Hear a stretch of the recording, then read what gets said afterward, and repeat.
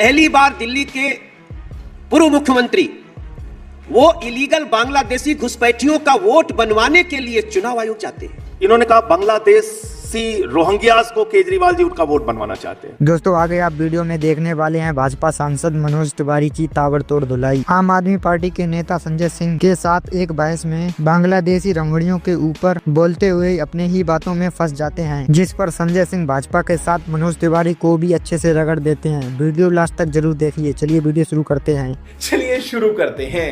Picture चालू करो बे। आज दिल्ली की बात हो रही है। आप सोचिए कि जो व्यक्ति अरविंद केजरीवाल जी जो लगातार कहते रहे हो हम तो 2 कमरे के 4 कमरे के घर में रह लेंगे, संजय भाई को आज बताना चाहिए दिल्ली को। आज शीश महल की फोटो आई है। हमारे मतलब आपको मत सिखा चल।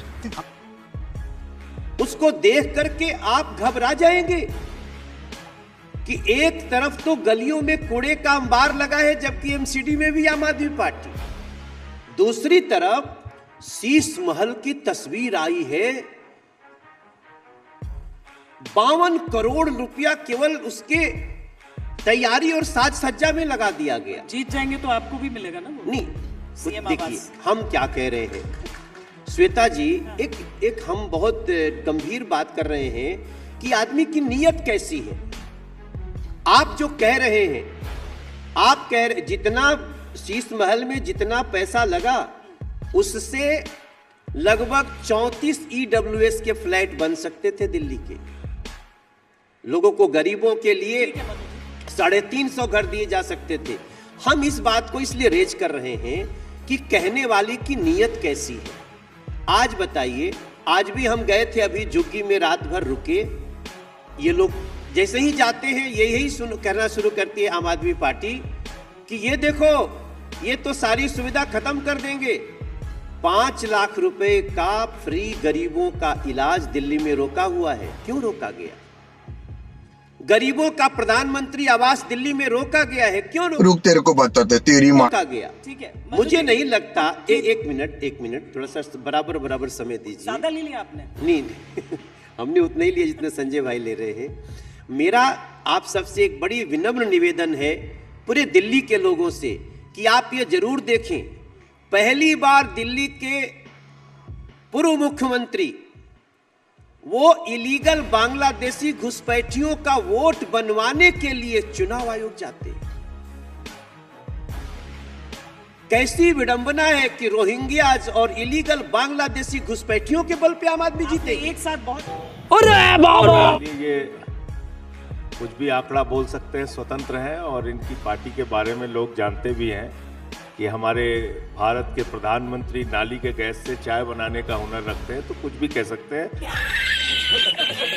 मैं उसके ऊपर टिप्पणी नहीं करूंगा। मैं आता हूं अंतिम बात से। इन्होंने कहा बांग्लादेशी रोहिंग्यास को केजरीवाल जी उनका वोट बनवाना चाहते हैं। श्वेता जी, ये भारत की संसद के सदस्य हैं और आप एक इतनी वरिष्ठ पत्रकार हैं। मुझे बताइए, 10 साल से हिंदुस्तान में क्या ट्रंप का शासन है?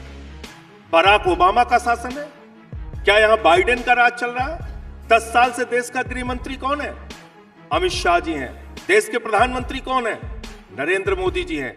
बॉर्डर की सुरक्षा किसके जिम्मे है? अमित शाह जी के जिम्मे है। बॉर्डर पार करके त्रिपुरा से, आसाम से, बंगाल से, बिहार पार करके, झारखंड पार करके, यूपी पार करके दिल्ली बांग्लादेशी कैसे आ गए? कौन जिम्मेदार है इसके लिए? मैं मनोज तिवारी जी के साथ चलूंगा और चलिए गृह मंत्री जी से इस्तीफा मांगते हैं कि बांग्लादेश के लोग दिल्ली के अंदर कैसे पहुंच गए, इसकी जिम्मेदारी आपकी है, पहले नंबर पे। दूसरी बात मैं आप जब बोले मैं चुपचाप सुना, आप अपनी बारी पे पूरा बोलिएगा। दूसरी बात, अगर कोई बांग्लादेशी घुसपैठिया दिल्ली के अंदर मिल जाएगा, उसको भगाने की जिम्मेदारी किसकी है? एस जयशंकर जी की है, विदेश मंत्रालय की है, अमित शाह जी की है, नरेंद्र मोदी जी की है? एक भी क्या बांग्लादेशी घुसपैठिया हो या नाइजीरिया का नागरिक हो, जर्मनी का नागरिक हो, उसको डिपोर्ट केजरीवाल जी करेंगे? और क्या किया आपने? आपके अर्बन डेवलपमेंट मिनिस्टर का ट्वीट है हरदीप पुरी जी का 2022 में, उन्होंने कहा रोहिंग्यास को हम बक्करवाला ईडब्ल्यूएस कॉलोनी में बसाएंगे, ये हमारी जिम्मेदारी है, यूएन की पॉलिसी है। इसका ट्वीट है। और इन सब से बढ़ के मैं तो कहता हूं मनोज तिवारी जी को, ये सांसद हैं, मैं भी सांसद हूं, चलिए कल धरना देते हैं हम लोग। जिस बांग्लादेश में हिंदुओं के ऊपर अत्याचार हो रहा है, उस बांग्लादेश को प्रधानमंत्री नरेंद्र मोदी के मित्र अडानी झारखंड की बिजली चुरा के बांग्लादेश को सप्लाई कर रहे हैं। हजारों करोड़ रुपए की कमाई आपके दोस्त बांग्लादेश से कर रहे हैं, उन्हीं के पैसे से आप अपनी पार्टी चलाते हैं और आप बांग्लादेशी घुसपैठियों की बात करते हैं। 50 साल जब पूरा हुआ था बांग्लादेश की आजादी का, केजरीवाल जी को बुलाया था शेख हसीना ने? किसको बुलाया था? भारत के आदरणीय नरेंद्र मोदी भारत के प्रधानमंत्री को बुलाया था। और प्रधानमंत्री जी ने 50 साल की आजादी पे जाके बांग्लादेश के अंदर कहा, मैं तो बांग्लादेश की आजादी का योद्धा हूं, मैं जेल गया हूं बांग्लादेश को आजाद कराने के लिए। यह प्रधानमंत्री का बयान है। आप बात करते हैं बांग्लादेशी घुसपैठियों को।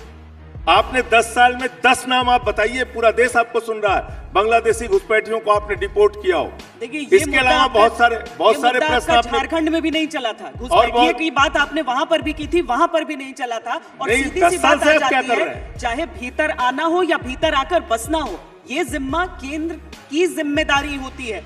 यस। और देखिए, इनके और सवालों का जवाब ही मैंने नहीं दिया है, तो बहुत सारे सवाल इन्होंने इस पे बात कन्वीनियंट सवाल उठा लिया ना उनका। इस पे बात कर लेते हैं। ये संजय भाई ने बहुत सारी बात कही जो निश्चित रूप से हमारे देश के लिए चिंता का विषय है, इलीगल घुसपैठियों का आना।